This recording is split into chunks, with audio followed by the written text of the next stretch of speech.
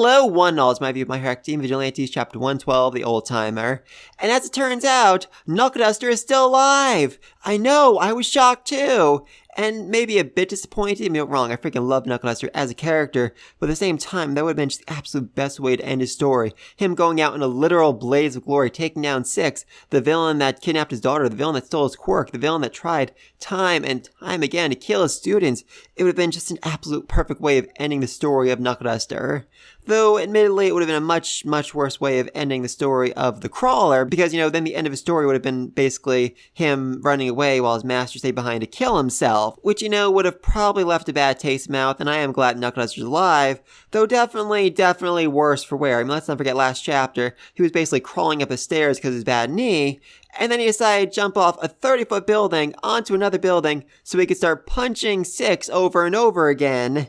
And that was before he got shot. I mean, he got shot, at least 3 times. I mean, yes, he's wearing bulletproof armor, but a big misconception of bulletproof armor is that, it's bulletproof. It's not. I mean, it stops bullet from, breaking through and piercing you, but you still feel the full kinetic force of the bullet hitting you again and again and again, and that can do so much damage to you. Seriously, by the time those painkillers wear off, Knuckleduster's gonna be barely able to move at all, and I think there's a very good chance we actually get to the end of this series, we're gonna see him rolling around in a wheelchair because, he just can't walk anymore. He's literally just done that much damage to his freaking body.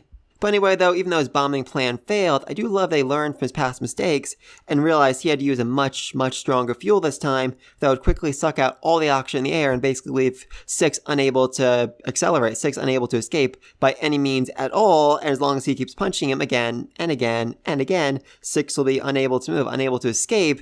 And that's it. That's checkmate. He'll win. Huzzah! Though he does make the mistake of stopping the punching to monologue, which...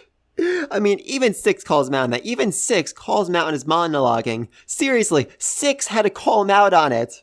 I mean, seriously, how many times in this series has Six doomed himself by monologuing? He did this chapter. He did it this freaking chapter. When Soga showed up with a gun, he did this whole thing, oh, haha, Soga, you'll be able to shoot me. You don't have it in you to shoot me. And as soon as I catch my breath, I'm gonna murder you. It's like, dude, instead of wasting your breath on talking, you could have used that breath to, literally catch your breath and gone supersonic and just murdered everyone. But you didn't. You just had to freaking monologue and it doomed you. I love it. I freaking love it. Six literally has 0 self-awareness at all. Anyway, though, as turns out, the bombs didn't work at all, and I just freaking love the look on Knuckleduster's face. He's like, wait a minute. Why isn't there a boom? There was supposed to be a boom. There was supposed to be a boom, wasn't there?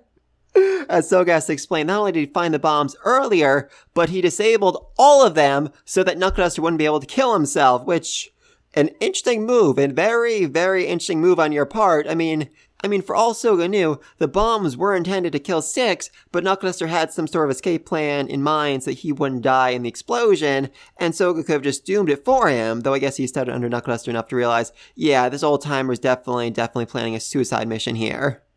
Oh, I love that. And so does Six. He just finds it absolutely freaking hilarious that Soga ruined Knuckleduster's only way of actually killing him.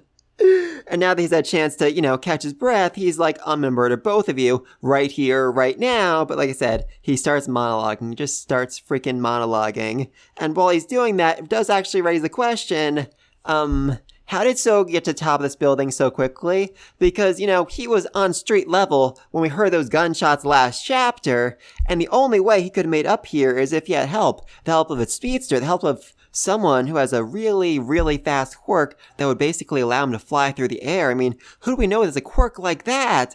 Good old Koichi, as he comes rushing in, grabs Six, and then flies higher and higher and higher, because while Six might be fast, he can't fly. I mean, actually, he probably is capable of generating some sort of wings on his back. I mean, I could definitely see him doing that next chapter. But for the most part, he can't fly. As far as Koichi knows, he can't fly. So as long as he can get him in the air, he's basically at his mercy. Huzzah! Of course, it also can't be forgotten that Six is, a living bomb, and he was able to blow himself up, which was, bad, very, very bad. Seems like that would have done a whole bunch of damage to Koichi, though I do think there's a way around that. I mean, let's not forget Captain Celebrity. His quirk basically let him create a barrier around his entire body, which is how he flew, how he protected himself, how he did all of that. So Koichi might have learned from that and be able to basically do the same thing, mimic him, and use his quirk to basically create a force field around all of him, which would have shielded him from Six's blow. I mean, maybe not fully. I'm sure he took a little bit of damage. That could have been a way for him, not to die from this, because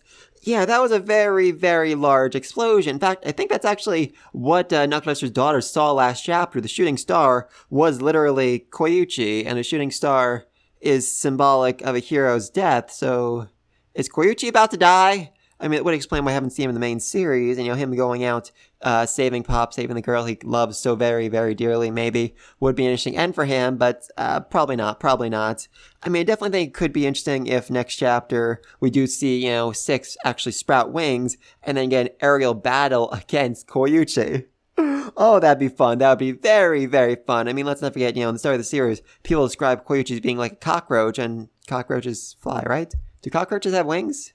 Wait, no, they don't have wings. What am I thinking of those wings? Okay, so let's forget the whole cockroach thing. Koichi's a bug, but he's a bug that's managed to take flight. He is a caterpillar. He is a butterfly. Huzzah! Though I do have to ask the question, as I do every chapter, how exactly is all of this gonna end? Because, it's been shown that Koichi doesn't have it in him to actually deliver the finishing blow to Six. Neither does Soga, and Knuckleduster is absolutely completely down for the count.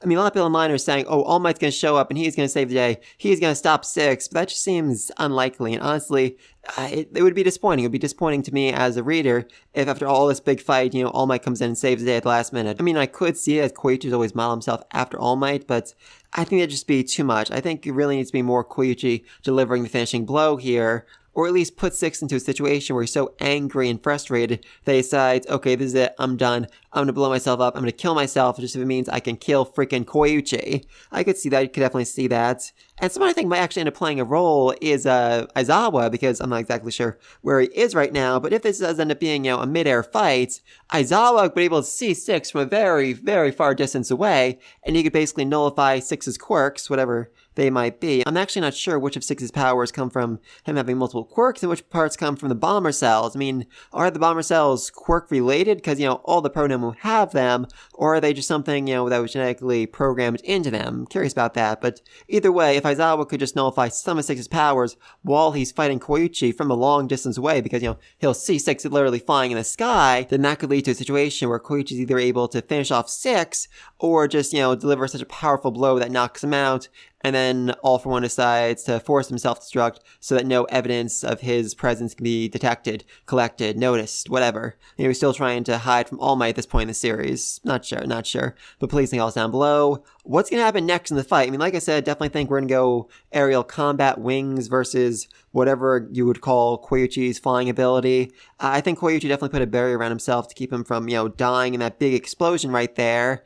Knuckleduster is definitely down for the count. I saw one of the other heroes, though. I could see them showing up. All Might's, I don't know. Let me know. Do you think All Might is actually going to show up? Do you think that'd be too much? I mean, they've been fighting for quite a while now. I think it's the sun coming up at this point, so yeah, this has been a very, very long fight. I think at some point, somebody should have noticed, hey, we should probably send some more pro heroes there, or someone managed to, get to the outside world and say, hey, we need help, we're being attacked by these weird villains who all look alike and act alike and keep blowing themselves up.